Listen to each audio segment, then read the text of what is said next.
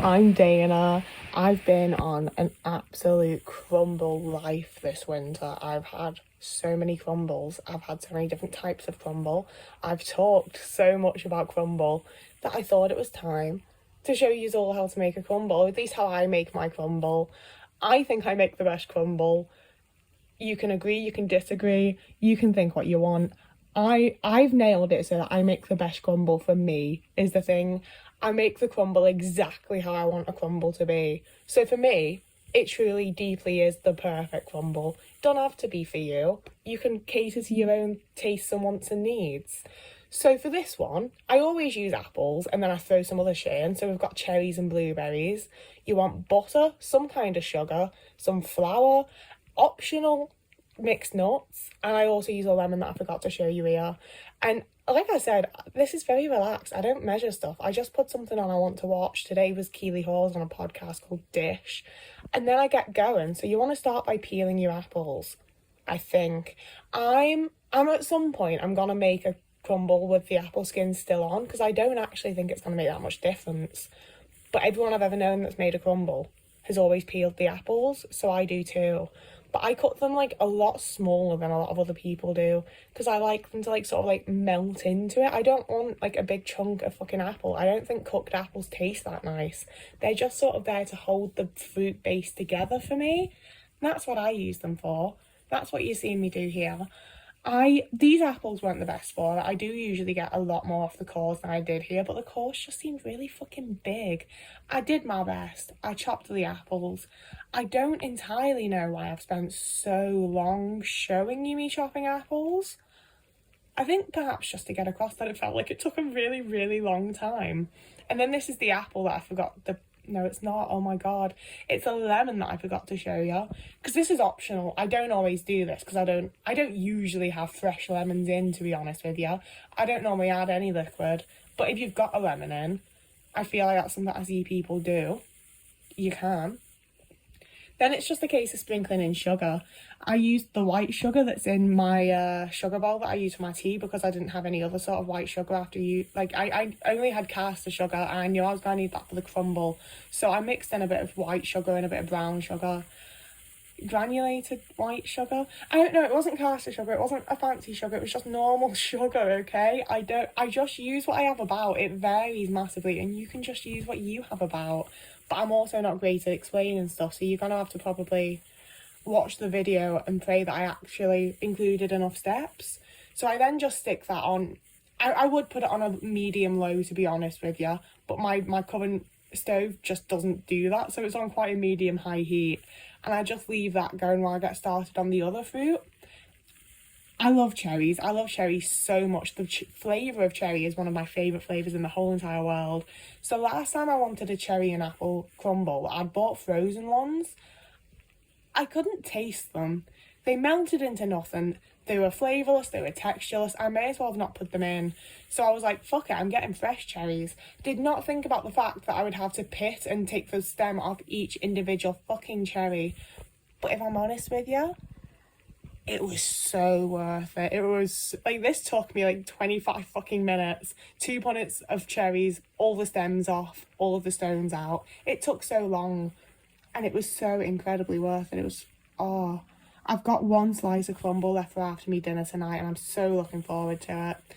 So you do want to keep mixing the apples like fairly regularly, and once it's at like the applesauce texture that you see in like the American applesauce that you see in movies, it looks like that kind of texture, and that's when I decide to put the other fruit in.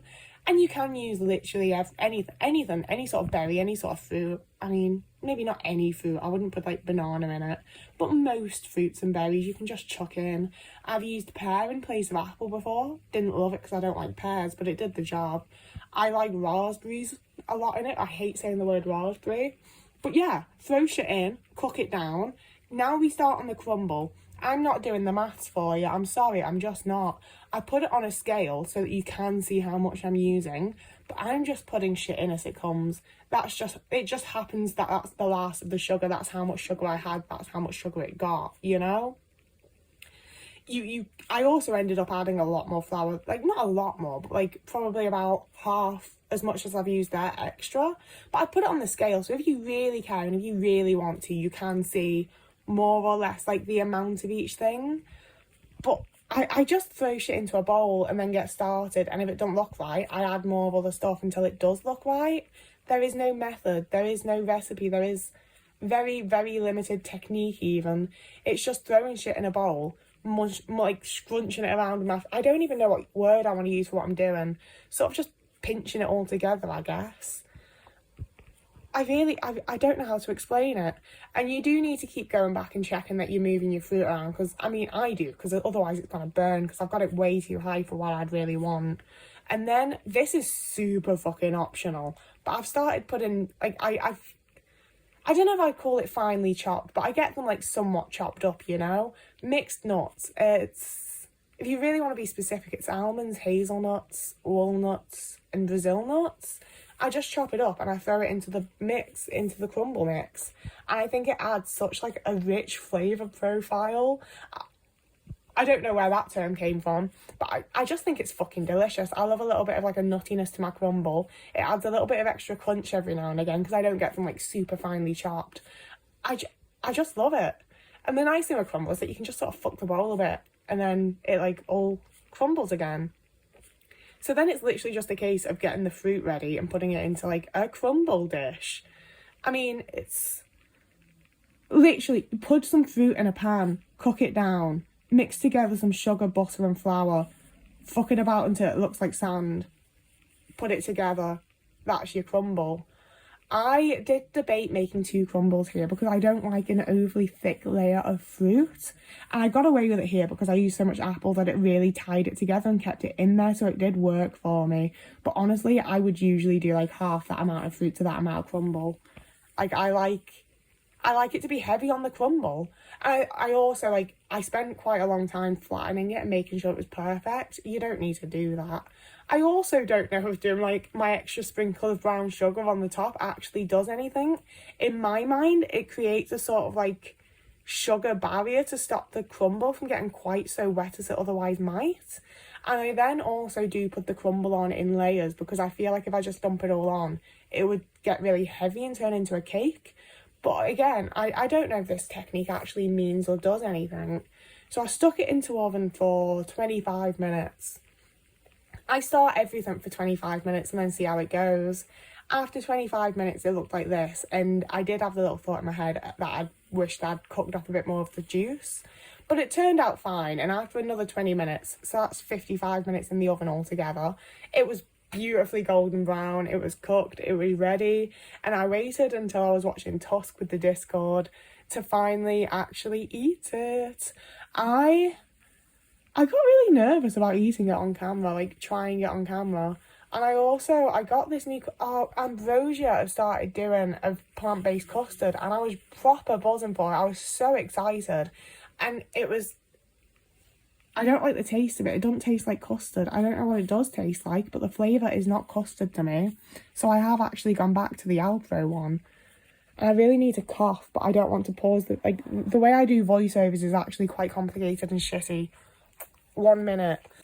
But yeah, the perfect crumble for me, you can cut it out. You can cut the amount that you want. You can scoop it out with your spatula, and it shouldn't leave anything fucking behind. A little bit of juice is alright, but I shouldn't have to sit there with a spoon and spoon out my crumble and fruit mixture from being left. Like, that's not a crumble. Like, it is crumble, but it's not my kind of crumble, you know? I need it to be cake-esque, really. I need it to hold together. So I poured over my ambrosia custard. Again, either use like full dairy custard if you're a dairy eater, obviously. If you're vegan, the Alpro custard is the only true custard. I'm not bothering with any of the other ones again. The Alpro custard just hits the spot every fucking time. I love it. But that is the crumble. That is the crumble made. You're about to see me have a little try. And this is the best crumble I've ever made this time around. Like, I'm so glad I filmed this one, because it was the best crumble I've made to date. It was fucking delicious. I can't wait to eat that last slice later. But yeah, I don't know how much this is actually a recipe video versus me bragging that I can make a pretty good crumble, but that's that. I don't normally make this type of content, so let me know if you enjoyed it. Like and subscribe and all of that stuff you can do. I I have an Instagram and a TikTok and a Blue Sky. You can find me in various places. You can also find me over on Patreon if you wanted to become a part of that, so that you get to join the Discord. I also have a Ko-fi that's in existence and like hanging out there if anyone wants to visit it. You don't have to, there's no pressure and it's fine. Whoever you are, wherever you are, if you have a lovely morning, evening, day, afternoon, week, month, year, and I will see you in a couple of days. And please also let me know if you make a crumble.